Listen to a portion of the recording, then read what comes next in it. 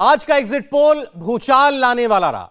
BJP को बहुत बड़ा झटका लगने वाला है और अगर ऐसे नतीजे ही आते हैं तो बीजेपी का कैलकुलेशन गड़बड़ा सकता है। आज के आंकड़ों के मुताबिक अगर मध्य प्रदेश को छोड़ दें तो बीजेपी राजस्थान हार रही है, छत्तीसगढ़ हार रही है, तेलंगाना में तो बीजेपी आ ही नहीं रही। ऐसा क्यों हुआ? बीजेपी कहां पर गड़बड़ कर गई? क्या बीजेपी अति आत्मविश्वास में आ गई? कांग्रेस अपनी गारंटी के नाम पर ऐसा लगता है कि गेम पार कर गई। क्या बीजेपी ने मध्य प्रदेश का चुनाव पूरी ताकत से लड़ा और राजस्थान के चुनाव को हल्के में लिया? राजस्थान में कांग्रेस ने गारंटी कार्ड चला और गहलोत का खेल बन गया। क्या 2023 के नतीजे 24 के लिए कोई सिग्नल दे रहे हैं? 3 दिसंबर को जनता जो फैसला सुनाएगी, क्या उससे 24 का गेम बदल सकता है? यह पूरा नक्शा आपको इस रिपोर्ट में समझ में आएगा। 24 से पहले 23 का फाइनल स्कोर क्या होगा? एग्जिट पोल में क्या पता चला है? बीजेपी के लिए कहां कहां खतरे की घंटी बजी है? कांग्रेस के लिए कहां कहां से गुड न्यूज आ रही है? मोदी की पार्टी को जिस राज्य से सबसे ज्यादा उम्मीद थी, उस राज्य में क्या होता दिख रहा है? बीजेपी जिस राज्य में बैकफुट पर थी, एग्जिट पोल में उस राज्य का रिजल्ट कितना चौंकाने वाला है? एग्जिट पोल में मोदी की पार्टी कौन सा राज्य क्लीन स्वीप कर रही है? किस राज्य में मुश्किल में दिख रही है? एग्जिट पोल में राहुल की पार्टी किस राज्य में सबसे बड़ी विनर बनती दिख रही है? कहां हारती नजर आ रही है? एग्जिट पोल के नतीजे चौंकाने वाले हैं। 24 से पहले बीजेपी को कहां कहां झटका लगने का खतरा है, कांग्रेस को कहां से फायदा मिलने का अंदेशा है। मध्य प्रदेश में कांग्रेस का दावा है, आ रहे हैं कमलनाथ। एमपी के मामा शिवराज क्लेम कर रहे हैं, एक बार फिर बन रही है भाजपा सरकार। एग्जिट पोल के नंबर्स में शिवराज का दावा कमलनाथ पर भारी पड़ता दिख रहा है।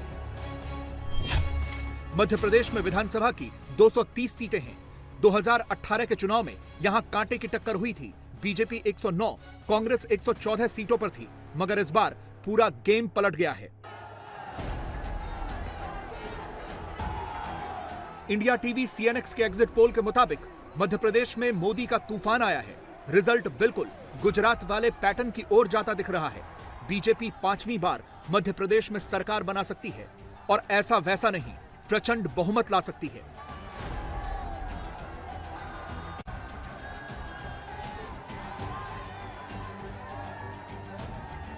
एक बहुत बड़ी जीत, अप्रत्याशित जीत, सरप्राइजिंग जीत, हैरान करने वाली जीत, जितने विशेषण आप इस्तेमाल कर सकते हैं वो इस जीत के लिए इस्तेमाल हो सकते हैं। भारतीय जनता पार्टी के लिए एग्जिट पोल में ये हमको दिखाई दे रहा है 3 दिसंबर इन्हीं आंकड़ों के आसपास रहेगा, ऐसा हमारा अनुमान है, क्योंकि एग्जिट पोल ये हमें बता रहा है जनता की आवाज, जो जनता ने बताया हमें सर्वे करते हुए।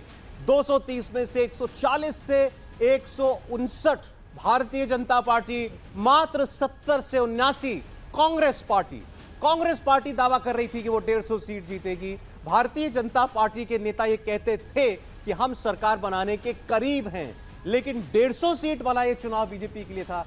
शायद इस बात को कोई और ना भाप पाया हो। राजस्थान को लेकर गहलोत का क्लेम है कि सरकार तो हम ही बनाएंगे, एक बार फिर से आएंगे। बीजेपी की लाइन है, 3 दिसंबर को कांग्रेस के पाप का घड़ा फूटेगा। 3 दिसंबर कांग्रेस छूमंतर, बीजेपी ये तक कह रही है।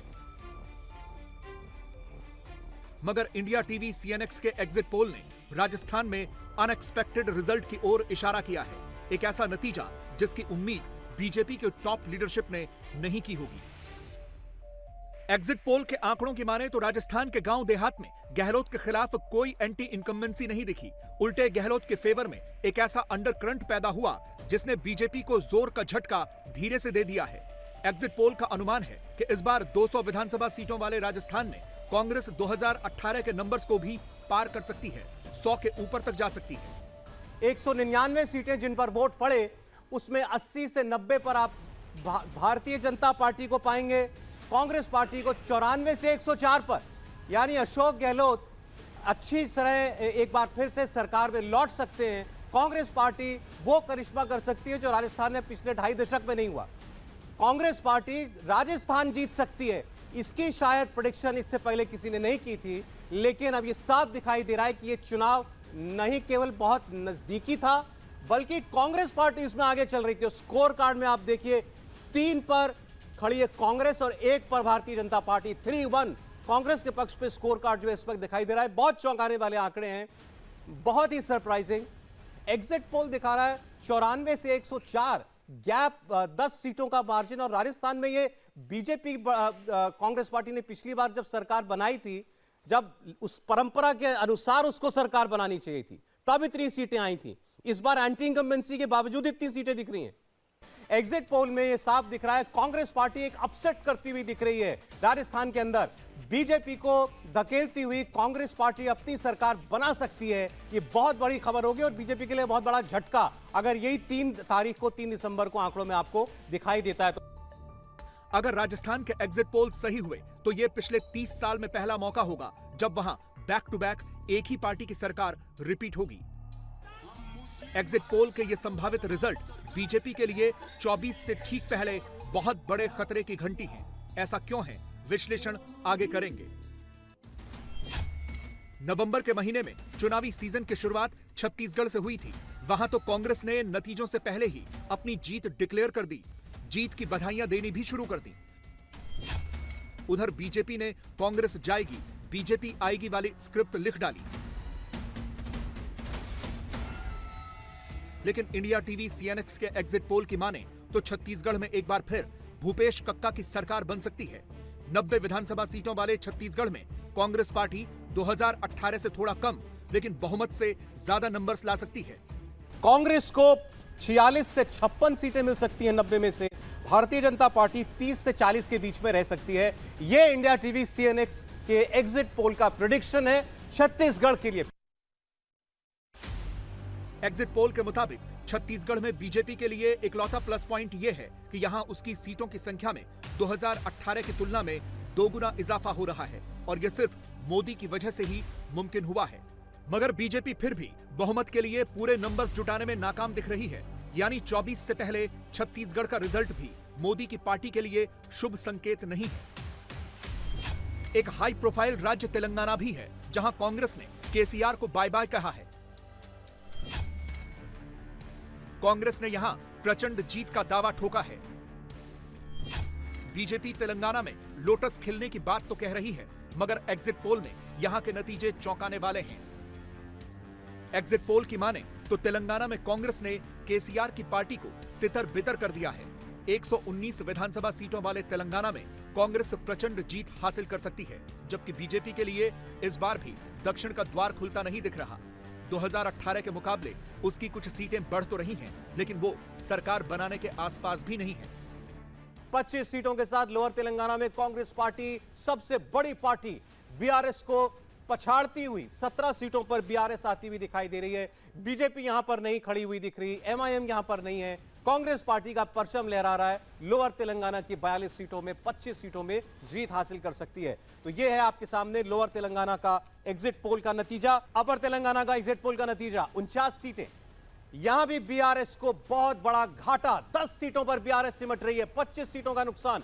कांग्रेस पार्टी 27 सीटें प्लस पिछली बार की तुलना में 37 सीटें जीतती हुई, बीजेपी मात्र 2 सीटों पर जीत दर्ज करती हुई हमें दिखाई दे रही है। और इसी के साथ आपके सामने तेलंगाना की 119 सीटों का पूरा एग्जिट पोल आ चुका है, जिसमें कांग्रेस पार्टी को बड़ी बढ़त मिलती हुई दिखाई दे रही है। तेलंगाना की 119 सीटों में से कांग्रेस पार्टी 63 से 79 सीटों के बीच जाती हुई दिख रही है। बीआरएस को बहुत बड़ा नुकसान। बीआरएस इस मुकाबले में पूरी तरीके से पिछड़ती हुई दिख रही है कांग्रेस पार्टी से 31 से 47 सीटों पर। और इसके अलावा बीजेपी पूरी तरीके से वाइप्ड आउट है, कॉन्टेस्ट में कहीं है ही नहीं। 2 से 4 सीटें, एमआईएम 5 से 7 सीटें। मतलब तेलंगाना की जनता का इशारा है केसीआर के लिए बाय बाय का। दक्षिण के दूसरे राज्य में कांग्रेस पार्टी की सरकार जो है बन सकती है। रही बात 40 सीटों वाले मिजोरम की, तो एग्जिट पोल के मुताबिक मिजोरम में कांग्रेस तीसरी सबसे बड़ी पार्टी हो सकती है, मगर बावजूद इसके बीजेपी एमएनएफ के साथ मिलकर सरकार बना सकती है। और अब देखिए मिजोरम की 40 सीटों की विधानसभा, इसमें एमएनएफ जो कि मौजूदा सरकार जिस पार्टी की है उसकी 14 से 18 सीटें आने का अनुमान है। एमएनएफ नरेंद्र मोदी के नेतृत्व में एनडीए का हिस्सा रह चुका है। चुनाव से ठीक पहले एमएनएफ ने खुद को अलग कर लिया था। अब सरकार बनाने और मिजोरम को चलाने के लिए जोरमथांगा फिर से एनडीए की तरफ जा सकते हैं। यानी एग्जिट पोल में 5 राज्यों के रिजल्ट को डिकोड करें तो स्कोर होता है कांग्रेस के फेवर में 3-2, यानी छत्तीसगढ़, राजस्थान और तेलंगाना में कांग्रेस की सरकार, मध्य प्रदेश में बीजेपी और मिजोरम में बीजेपी के समर्थन वाली सरकार। सवाल है कि एग्जिट पोल में 3-2 का यह रिजल्ट बीजेपी के लिए खतरे की घंटी क्यों है? सबसे पहले एग्जिट पोल में मध्य प्रदेश के नतीजों को डिकोड करते हैं। यहां के एग्जिट पोल से क्लियर इंडिकेशन है कि मध्य प्रदेश में मोदी का मैजिक भी चला है।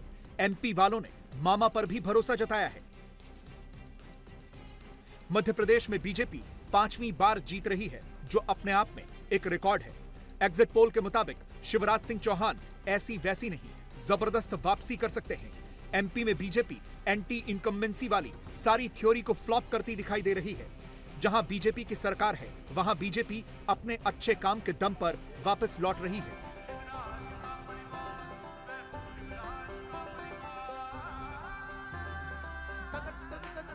एग्जिट पोल के मुताबिक इस बार पब्लिक को गारंटी वाला चुनाव पसंद आया। मध्य प्रदेश में शिवराज सिंह चौहान की लाडली बहन योजना गेम चेंजर साबित हुई। शिवराज ने कहा, लाडली बहन योजना को कंटिन्यू कर दूंगा। पब्लिक ने आंख मूंदकर मामा की बातों पर भरोसा किया। पब्लिक किसी नई पार्टी को लाकर रिस्क नहीं लेना चाहती थी। एग्जिट पोल में मध्य प्रदेश के नतीजों में इसी का नतीजा दिखा। भारतीय जनता पार्टी मध्य प्रदेश में कंफर्टेबल मेजॉरिटी के साथ सरकार बनाएगी और मध्य प्रदेश की जनता ने ये पूरी तरह मन बनाया है कि भाजपा की सरकार बने और मध्य प्रदेश नए विकास के आयाम को छुए। देखिए, मैं किसी एग्जिट पोल के साइज पर, उसकी प्रक्रिया पर कोई टिप्पणी नहीं करना चाहता। मैं आपको पूरी दृढ़ता के साथ, पूरे दावे के साथ कह सकता हूं कि 3 तारीख को हम और आप फिर मिलेंगे। भाजपा की सरकार बनने की मैं मिठाई आपको खिलाऊंगा। दावा करना पड़ेगा, उनको अपने काउंटिंग एजेंट लेके जाना है ना, तो काउंटिंग एजेंट लेके जाना तो दावा तो करना ही पड़ेगा। इसी तरह कांग्रेस पार्टी ने कर्नाटक की तर्ज पर राजस्थान और छत्तीसगढ़ में जो पैसे वाली स्कीम चलाई, तेलंगाना के लिए 200 यूनिट फ्री बिजली देने का जो वादा किया, महिलाओं को हर महीने 2,500 रुपए वाली महालक्ष्मी योजना, किसानों को 15,000 रुपए सालाना का जो प्रॉमिस किया, वो सब कांग्रेस के काम आ गया। कांग्रेस पार्टी पब्लिक को यह समझाने में कामयाब हो गई कि यह चुनाव लहर बनाम स्कीम वाला चुनाव है। कांग्रेस धड़ाधड़ गारंटी दे रही थी, पर्चे छाप रही थी, प्लान सिंपल था, पब्लिक को पैसा बांटो, वोट लूटो। एग्जिट पोल के मुताबिक पब्लिक को कर्नाटक के बाद छत्तीसगढ़, राजस्थान और तेलंगाना तीनों ही राज्यों में कांग्रेस की पैसे वाली गारंटी पसंद आई है। एग्जिट पोल में कांग्रेस को मामूली बढ़त दिख रही है। भैया कितने एग्जिट पोल हुए? 7 हुए। 5 से 7 के बीच में 7 एग्जिट पोल में किसी का आंकड़े एक आध समानता है, लेकिन 2 दिन बाद वो सभी पोल जो है एक समान होंगे। तो एग्जिट पोल चलने दीजिए, लेकिन सरकार हमारी बनेगी भारी बहुमत से, उससे और अधिक जाएगा। वो जो 57 है ना, वो 75 इधर उधर होगा। पूरी बहुमत है, अपनी मेहनत पे हमको विश्वास है और जनता पे भरोसा है। ये दिख रहा है, जब वास्तविकता 3 तारीख को जब ईवीएम खुलेगी तो उसमें भारतीय जनता पार्टी का ही कमल खिलेगा और एब्सोल्यूट मेजॉरिटी भाजपा की होगी। विजय श्री की ओर भाजपा ही बढ़ रही है, इसमें कहीं संदेह की आवश्यकता नहीं रहेगी छत्तीसगढ़ में। ऐसे अगर बात स्कीम की ही है तो 24 में मोदी को कोई खतरा नहीं है, क्योंकि मोदी की सारी स्कीम सीधे पब्लिक सेंट्रिक है। मोदी ने ऐलान कर दिया है, अगले 5 साल तक गरीबों को मुफ्त राशन मिलता रहेगा। गरीब, युवा, महिलाएं और किसान, मोदी का सबसे बड़ा वोट बैंक भी यही है, जो 2024 के लिए पूरी तरह इंटैक्ट है। मेरे लिए देश की सबसे बड़ी 4 जातियां हैं। मेरे लिए सबसे बड़ी जाति है गरीब, मेरे लिए सबसे बड़ी जाति है युवा, मेरे लिए सबसे बड़ी जाति है महिलाएं, मेरे लिए सबसे बड़ी जाति है किसान।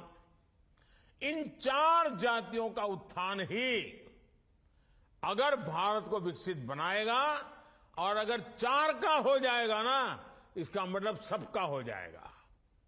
इस देश का कोई भी गरीब, चाहे वो जन्म से कुछ भी हो, मुझे उसका जीवन स्तर सुधारना है, उसे गरीबी से बाहर निकालना है।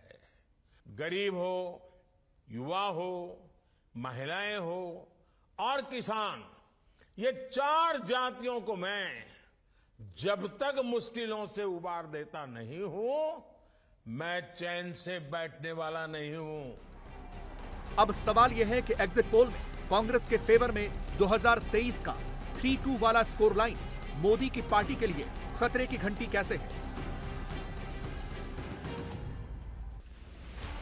इसका जवाब यह है कि पहली बार है जब कांग्रेस राजस्थान जैसे राज्य में अपनी सरकार रिपीट कर रही है।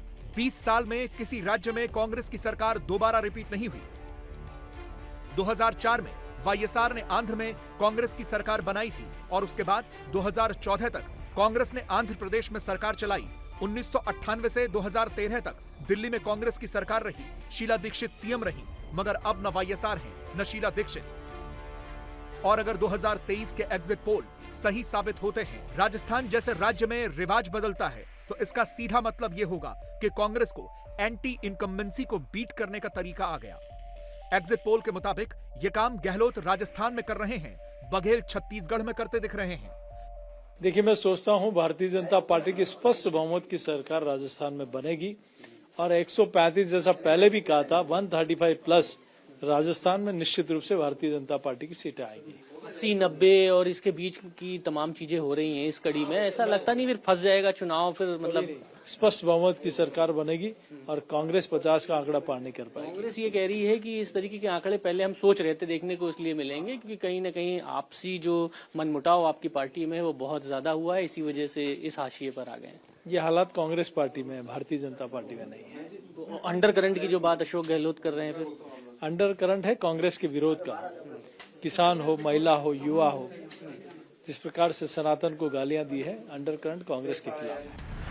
मोदी कहते हैं कि जब कांग्रेस किसी राज्य से जाती है तो वापस नहीं आती है, मगर जब कांग्रेस अपनी सरकार रिपीट करने लगेगी तो बीजेपी को नुकसान तो होगा। एग्जिट पोल में ऐसा ही होता दिख रहा है। मोदी की पार्टी के लिए तीसरी खतरे की घंटी है दक्षिण के 2 राज्यों में कांग्रेस का आना। कर्नाटक तो कांग्रेस पहले ही जीत चुकी है, मगर एग्जिट पोल के मुताबिक वो तेलंगाना भी जीत रही है।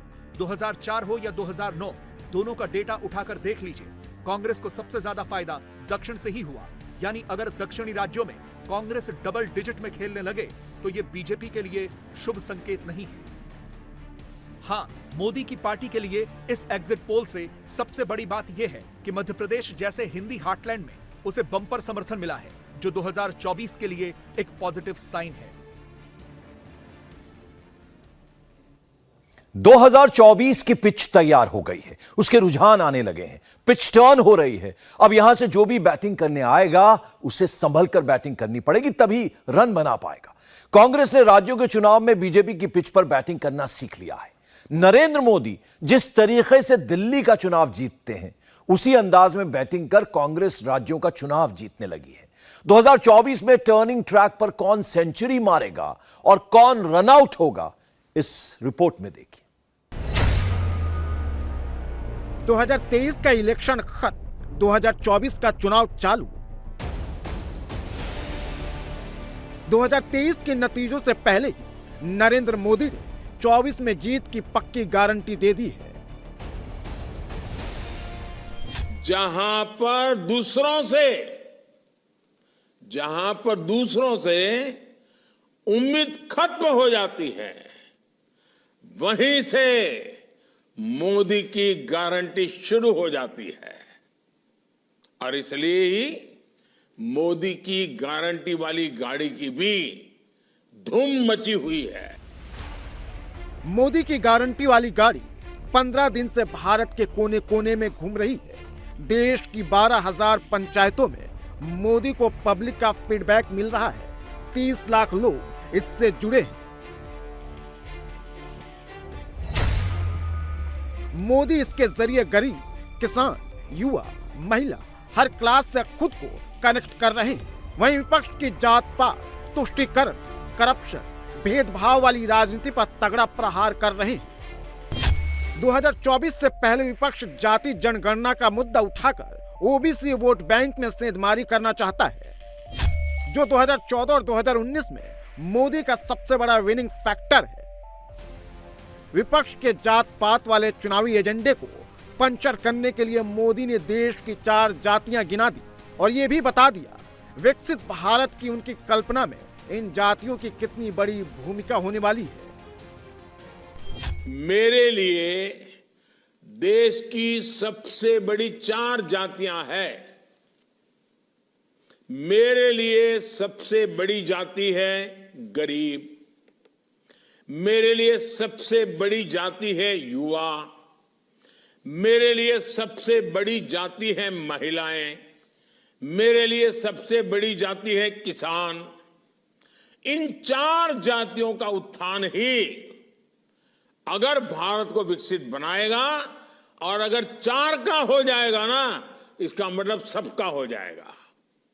इस देश का कोई भी गरीब, चाहे वो जन्म से कुछ भी हो, मुझे उसका जीवन स्तर सुधारना है।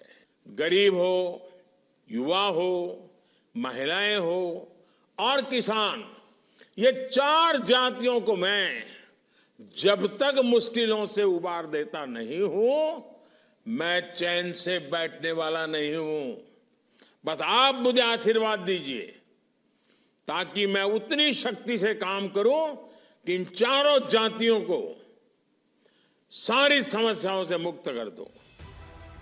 देश का सबसे बड़ा वोट बैंक किसान है। 2024 में मोदी हैट्रिक मारेंगे या नहीं, अगले चुनाव में देश का किसान तय करेगा।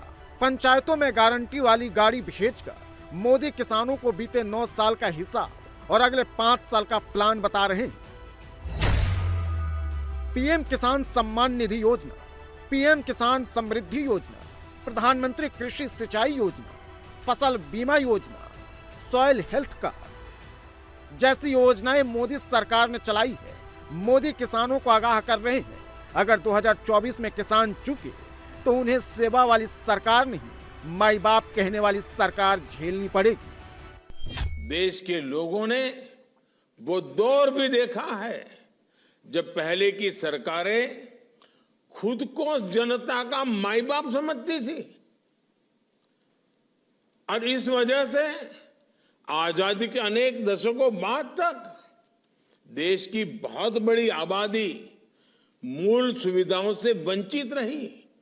जब तक कोई बिचौलिया नहीं मिलता है, दफ्तर तक नहीं पहुंच पाते। जब तक बिचौलिए जी की जेब नहीं भरते, तब तक ये कागज भी नहीं मिलता है। हर काम में अपनी राजनीति देखते थे। चुनाव नजर आता था, वोट बैंक नजर आता था, और वोट बैंक के ही खेल खेलते थे।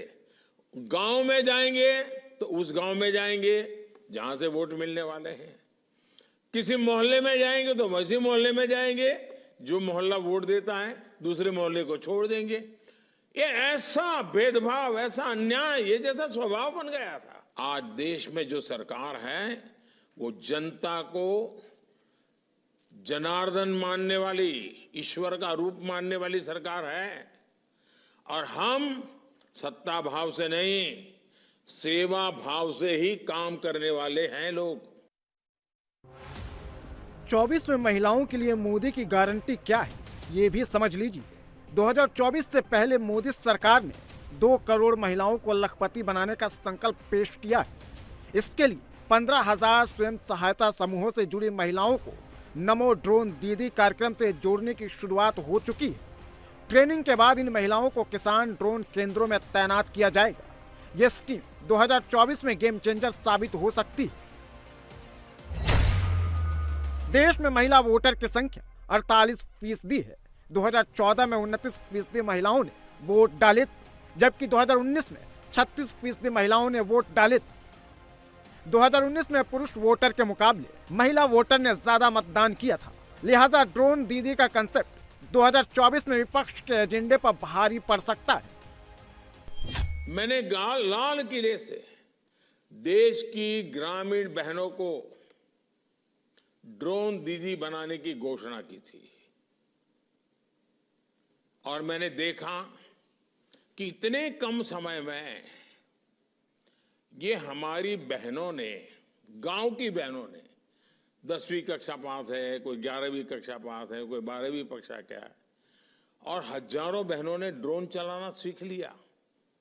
खेती में कैसे इसका उपयोग करना, दवाइयाँ कैसे छिड़कना, फर्टिलाइजर कैसे छिड़कना सीख लिया। तो ये जो ड्रोन दीदी है ना, वो नमन करने का मन करे इतना जल्दी से वो सीख रही है। और मेरे लिए तो ये ड्रोन दीदी को नमन का कार्यक्रम है, और इसलिए मैं तो इस कार्यक्रम का नाम देता हूं नमो ड्रोन दीदी, नमो ड्रोन दीदी। मोदी 2024 में वोटर को सस्ती दवाओं की गारंटी भी दे रहे हैं। देश में सस्ती दवाएं बेचने वाले जन औषधि केंद्र की संख्या अब 10,000 हो चुकी है। सरकार का इरादा इन्हें बढ़ाकर 25,000 करने का है।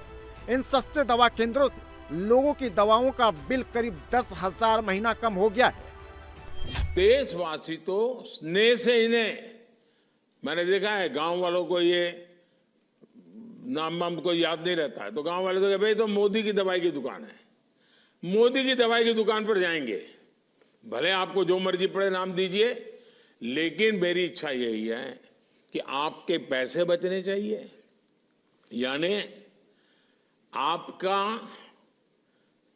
बीमारी से भी बचना है और जेब में पैसे भी बचना है। दोनों काम मुझे करने हैं, आपको बीमारी से बचाना और आपके जेब से पैसे बचाना। इसका मतलब है मोदी की दवाई की दुकान। जन औषधि केंद्र, जिसको लोग मोदी की दवाई की दुकान कहते हैं, वो 25,000 खोलने का तय किया है।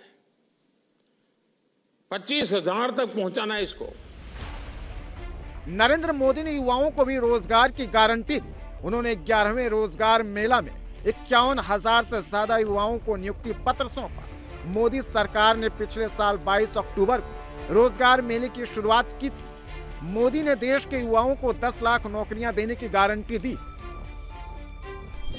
मैं आपको और आपके परिवार को बहुत बहुत बधाई देता हूं। अब आप राष्ट्र निर्माण की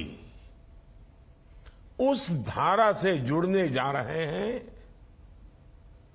जिसका सरोकार सीधे जनता जनार्दन से है। भारत सरकार के कर्मचारी के तौर पर आप सभी को बड़े बड़े दायित्वों का निभाना है।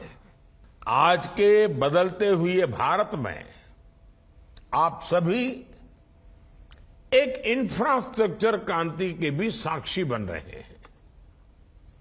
आधुनिक एक्सप्रेसवे हो, आधुनिक रेलवे स्टेशन हो, एयरपोर्ट्स हो, वाटरवे हो, आज देश इन पर लाखों करोड़ रुपए खर्च कर रहा है। और जब सरकार इतने बड़े पैमाने पर इंफ्रास्ट्रक्चर पर धन खर्च कर रही है, इन्वेस्ट करती है, तो बहुत स्वाभाविक है, इसको कोई नकार नहीं सकता है कि इसके कारण रोजगार के भी लाखों नए अवसर बनते हैं। 2023 में मोदी के धुआंधार प्रचार का नतीजा जो भी निकले, लेकिन 2024 में मोदी रुकने वाले नहीं। विकसित भारत संकल्प यात्रा की तस्वीरें देखकर मोदी अनुमान लगा चुके हैं कि 24 में विपक्ष का कोई भी कार्ड उन्हें हैट्रिक बनाने से नहीं रोक सकता है। आज जो कोई भी विकसित भारत संकल्प यात्रा को देख रहा है, वो कह रहा है कि अब भारत रुकने वाला नहीं है, अब भारत चल पड़ा है, अब लक्ष्य को पार करके ही आगे बढ़ने वाला है। भारत न अब रुकने वाला है और न ही भारत कभी थकने वाला है। अब तो विकसित भारत बनाना 140 करोड़ देशवासियों ने ठान लिया है। और जब देशवासियों ने संकल्प कर लिया है तो फिर ये देश विकसित होकर रहने ही वाला है। मोदी के मिशन 2024 का रास्ता यूपी से जाना है, जहां सबसे ज्यादा 80 लोकसभा की सीटें हैं। योगी ने कहा कि यूपी में उनकी लड़ाई मजहब, वंशवाद और जातिवाद की राजनीति के खिलाफ है, जो विकास विरोधी है। संकल्पों को आगे बढ़ाने के लिए आत्मनिर्भर भारत से लेकर के अपने नागरिक कर्तव्य तक इसमें गुलामी की मानसिकता को भी समाप्त करना है, अपनी विरासत पर गौरव की अनुभूति भी करना है और भेदभाव की रेखाएं जो करने का प्रयास होता है, जाति मत मजहब के आधार पर बांटने के कुत्सित प्रयास होते हैं, इनसे उभरना, क्योंकि ये विकास में बाधक तत्व हैं। जो लोग विकास नहीं चाहते वे परिवारवाद, जातिवाद, मत और मजहब के आधार पर समाज को बांटने का कुत्सित प्रयास करके विकास के एजेंडे को पीछे धकेलने का प्रयास कर रहे हैं। और उस विकास के एजेंडे से हटने का मतलब एक गरीब के चेहरे से खुशहाली को हटाना। और 5 राज्यों के चुनाव के एग्जिट पोल आ गए हैं। एग्जिट पोल के मुताबिक मध्य प्रदेश में बीजेपी की बंपर वापसी तय है, लेकिन राजस्थान का रिवाज बदलने वाला है और छत्तीसगढ़ में बदलाव की हवा नहीं बहने वाली है। लेकिन सवाल यह है कि बीजेपी की कमजोर कड़ी क्या है। दरअसल बीजेपी की कमजोर कड़ी मोदी नहीं है, बीजेपी की कमजोर कड़ी संगठन भी नहीं है। बीजेपी की कमजोर कड़ी है राज्यों में चेहरे का न होना। यह डिटेल रिपोर्ट देखिए। मध्य प्रदेश के चुनावी ट्रैक पर मोदी शिवराज का डबल इंजन कितना दौड़ा। छत्तीसगढ़ राजस्थान में मोदी का इंजन कितनी दूर चल पाया। जहां नहीं है डबल इंजन वहां बीजेपी का क्या हाल हुआ। बीजेपी के डबल इंजन में मोदी का सबसे दमदार इंजन कौन। 2023 में क्या होने वाला है, क्या है एग्जिट पोल के नतीजे। मोदी वो पावरफुल इंजन है जो बिना किसी एडिशनल इंजन के भी केंद्र में सरकार बना भी सकते हैं और चला भी सकते हैं। कम से कम उनका ट्रैक रिकॉर्ड इस बात की गवाही देता है। लेकिन क्या राज्यों में मोदी के पास योगी जैसे ताकतवर इंजन की कमी है। एग्जिट पोल के नतीजे क्या कहते हैं। छत्तीसगढ़ की एग्जिट पोल की तस्वीर यह बता रही है कि कांग्रेस पार्टी की एक बार फिर यहां सरकार बनती हुई दिख रही है। हमें कांग्रेस को 46 से 56 सीटें मिल सकती हैं 90 में से। भारतीय जनता पार्टी 30 से 40 के बीच में रह सकती है। यह इंडिया टीवी CNX के एग्जिट पोल का प्रेडिक्शन है छत्तीसगढ़ के लिए। यह भी जान लीजिए कि 2018 में छत्तीसगढ़ में क्या हुआ था।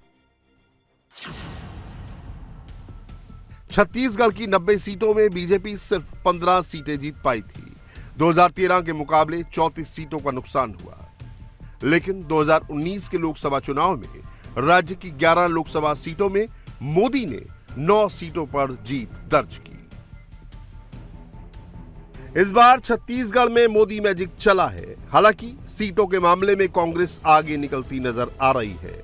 अब सवाल है कि क्या छत्तीसगढ़ में मोदी के पास योगी जैसा मजबूत इंजन नहीं है। क्या इसका असर 3 दिसंबर को रिजल्ट पर दिखने वाला है। अगर एग्जिट पोल के आंकड़े सही हुए तो तय मानिए मध्य प्रदेश में 5वीं बार भाजपा की सरकार ही आएगी। एग्जिट पोल में यह हमको दिखाई दे रहा है 3 दिसंबर इन्हीं आंकड़ों के आसपास रहेगा, ऐसा हमारा अनुमान है। क्योंकि एग्जिट पोल ये हमें बता रहा है जनता की आवाज, जो जनता ने बताया हमें सर्वे करते हुए। 230 में से 140 से 159 भारतीय जनता पार्टी, मात्र 70 से 79 कांग्रेस पार्टी दावा कर रही थी कि वो 150 सीट जीतेगी। भारतीय जनता पार्टी के नेता ये कहते थे कि हम सरकार बनाने के करीब हैं, लेकिन 150 सीट वाला ये चुनाव बीजेपी के लिए था। शायद इस बात को कोई और ना भाप पाया हो जो भावेश ने किया। एमपी का चुनाव मोदी के चेहरे और मौजूदा मुख्यमंत्री शिवराज सिंह चौहान की अगुवाई में लड़ा गया। एग्जिट पोल कहता है कि यहां डबल इंजन की वापसी तय है। लेकिन सवाल है इसमें सबसे बड़ा फैक्टर क्या रहा। 2018 में मध्य प्रदेश की 230 सीटों में बीजेपी सिर्फ 109 सीटें जीती। 2013 के मुकाबले 56 सीटों का नुकसान हुआ। लेकिन अगले ही साल लोकसभा चुनाव में मोदी ने एमपी की 29 सीटों में 28 सीटों पर बड़ी जीत दर्ज की। हालांकि 2020 में एक बार फिर सिंधिया की वजह से शिवराज ने भी वापसी कर ली। यानी मध्य प्रदेश में मोदी और शिवराज दोनों फैक्टर ने काम किया, लेकिन राजस्थान में रिवाज बदलता नजर आ रहा है। कांग्रेस पार्टी राजस्थान जीत सकती है, इसकी शायद प्रेडिक्शन इससे पहले किसी ने नहीं की थी, लेकिन अब यह साफ दिखाई दे रहा है कि यह चुनाव नहीं केवल बहुत नजदीकी था, बल्कि कांग्रेस पार्टी इसमें आगे चल रही थी। स्कोर कार्ड में आप देखिए 3 पर खड़ी है कांग्रेस और 1 पर भारतीय जनता पार्टी। 3-1 कांग्रेस के पक्ष पे स्कोर कार्ड जो है इस वक्त दिखाई दे रहा है। बहुत चौंकाने वाले आंकड़े हैं, बहुत ही सरप्राइजिंग। हालांकि राजस्थान में बहुमत हासिल करने के लिए 100 सीटें चाहिए। अगर कांग्रेस 100 से कम सीटें लाती है तो किंग मेकर की भूमिका निर्दलीय या अन्य दल निभाएंगे। लेकिन ये आंकड़े बीजेपी के लिए बड़ा झटका है, क्योंकि करीब 3 दशक से राजस्थान में बदलाव का रिवाज रहा है। यहां भी बीजेपी के पास सीएम फेस नहीं था। 2018 में राजस्थान की 200 सीटों में बीजेपी सिर्फ 73 सीटें जीती थी, यानी 2013 के मुकाबले 90 सीटों का नुकसान हुआ था। 2019 के लोकसभा चुनाव में राजस्थान की सभी 25 सीटों पर एनडीए ने जीत हासिल की थी। 2019 में राजस्थान, छत्तीसगढ़ और मध्य प्रदेश में बीजेपी हारी, लेकिन करीब 6 महीने बाद जब लोकसभा चुनाव हुए तो तस्वीर बिल्कुल अलग थी। मोदी ने पूरी तस्वीर बदल दी। लेकिन 2022 के इलेक्शन में यूपी में क्या हुआ था? मोदी के इंजन को योगी के इंजन की पावर मिली तो क्या नतीजा आया? यूपी की 403 सीटों में बीजेपी गठबंधन ने 273 सीटों पर बड़ी जीत दर्ज की। 255 सीटें अकेले बीजेपी जीती। दूसरी बार योगी आदित्यनाथ भारी बहुमत से यूपी के मुख्यमंत्री बन गए। ये डाटा क्या बताता है? जवाब सीधा है। मोदी इंजन इतना पावरफुल है कि केंद्र की सत्ता की रेस में अकेले ही विरोधियों को पछाड़ सकता है। लेकिन राज्य में योगी जैसे इंजन की जरूरत है, जिनकी लाइन लेंथ वही है जो मोदी की है, जिनका विजन वही है जो मोदी का है। तो 5 राज्यों के विधानसभा चुनाव पर इंडिया टीवी सीएनएक्स का एग्जिट पोल आपने देखा। अब पोल ऑफ पोल्स में देखते हैं बाकी एजेंसियों का एग्जिट पोल क्या कहता है, उस पर जरा एक निगाह डाल लेते हैं। तो आप देखिए कि अगर राजस्थान की 199 सीटों की बात करें तो इंडिया टीवी सीएनएक्स में, जैसे कि हमने आपको दिखाया, 80 से 90 सीटें मिल रही हैं। बीजेपी को 94 से 104 सीटें मिल रही हैं। अगर बात करें तो कांग्रेस को 14 से 18 सीटें मिल रही है अन्य को। तो वहीं अगर एबीपी की बात करें और तो वहां पर देखें कि किस तरह से एबीपी सी वोटर की अगर बात करें, 94 से 114 सीटें बीजेपी को मिल रही है, 71 से 91 सीटें कांग्रेस को, 9 से 19 सीटें मिल रही हैं अन्य को। आज तक एक्सिस का देखें अगर तो बीजेपी को 80 से 100 सीटें मिलती हुई नजर आ रही हैं, 86 से 106 सीटें मिलती हुई नजर आ रही हैं कांग्रेस को, जबकि 9 से 18 सीटें मिल रही हैं अन्य को। तो ये हम राजस्थान का आपको बता रहे हैं। उसके अलावा अगर टाइम्स नाउ ईटीजी की बात करें तो उसमें देखें 108 से 128 सीटें बीजेपी को मिलती नजर आ रही हैं। और अब जरा मध्य प्रदेश पर जल्दी से एक नजर डाल लेते हैं। मध्य प्रदेश की अगर हम बात करें 230 विधानसभा सीटें हैं और अगर वहां देखें तो इंडिया टीवी सीएनएक्स जो है वो 140 से 159 सीटें बीजेपी को देता हुआ नजर आ रहा है, 70 से 89 सीटें कांग्रेस को। और अगर एबीपी सी वोटर की बात करें 140 से 162 सीटें बीजेपी को, जबकि 68 से 90 सीटें जो हैं वो कांग्रेस पार्टी को नजर आ रही हैं मिलती हुई। और साथ ही साथ अगर हम बात करें टाइम्स नाउ ईटीजी की तो 106 से 116 सीटें बीजेपी को मिलती नजर आ रही हैं, जबकि 111 से 121 सीटें जो हैं वो कांग्रेस पार्टी को मिलती हुई नजर आ रही हैं। वहीं टीवी 9 पोल स्ट्रेट की बात करें तो 118 से 130 सीटें बीजेपी को नजर आ रही हैं मिलती हुई, जबकि 97 से 107 सीटें मिलती हुई नजर आ रही हैं कांग्रेस पार्टी को। तो ये हम दिखा रहे हैं आपको कि कैसे बाकी जो एजेंसीज हैं उनका क्या कहना।